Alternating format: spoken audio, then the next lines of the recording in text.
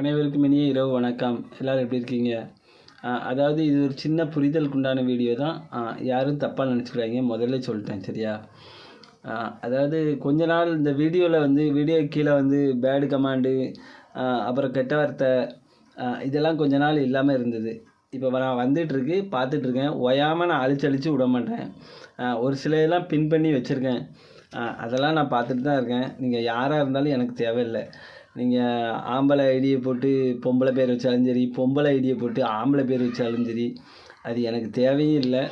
நான் ஒவ்வொரு இதில் நான் பார்த்துட்டு தான் இருக்கேன். ஒவ்வொரு கமெண்ட்டை பார்த்துட்ருக்கேன். ஒவ்வொரு படங்கள் லோகோவும் எல்லாம் பார்த்துட்டு தான் இருக்கேன். அதாவது உங்களுக்கு பிடிச்சா பாருங்கள், பிடிக்கலையா ஸ்கிப் பண்ணி விட்ருங்க.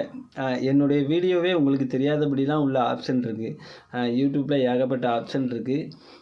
நான் பேடு கமாண்டு பார்த்துக்கிட்டு தான் இருக்கேன். நான் ஒவ்வொரு தடவையும் இப்படி சொல்லிகிட்டு இருக்க மாட்டேன். நான் அடுத்தால எடுத்து ஸ்க்ரீன்ஷாட் போடுவேன் கண்டிப்பாக. அதாவது நான் நிறைய தடவை வார்ன் பண்ணிட்டேன். 2-3 தடவை நான் சொல்லிட்டு தான் இருக்கேன். இப்போ 2-3 நாளாக தொடர்ந்து வந்துக்கிட்டு இருக்கு.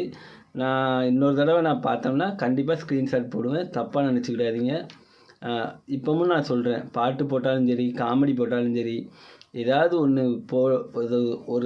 சொன்னாலும் சரி, உங்களுக்கு பிடிச்சா தயவு செஞ்சு பாருங்கள். பிடிக்கலையா நல்லா தயவு செஞ்சு நீங்கள் ஸ்கிப் பண்ணிடுங்க. என்னுடைய வீடியோவே இதில் தெரியாதபடி ஆக்கலாம் சரியா? நீங்கள் அதாவது உங்களுக்கு பேடு கமாண்ட் போடுறது உங்களுக்கு ஒரு ஆனந்தமாக இருக்குது. என்னை கோவப்படுத்தி பார்க்கணுன்னு நீங்கள் நினைக்கிங்க. அதை நான் கண்டிப்பாக ஸ்க்ரீன்ஷாட் எடுத்து போடுவேன் கண்டிப்பாக. அதெல்லாம் எல்லோரும் பார்ப்பாங்க. இதெல்லாம் நமக்கு தேவையாக சொல்லுங்கள்.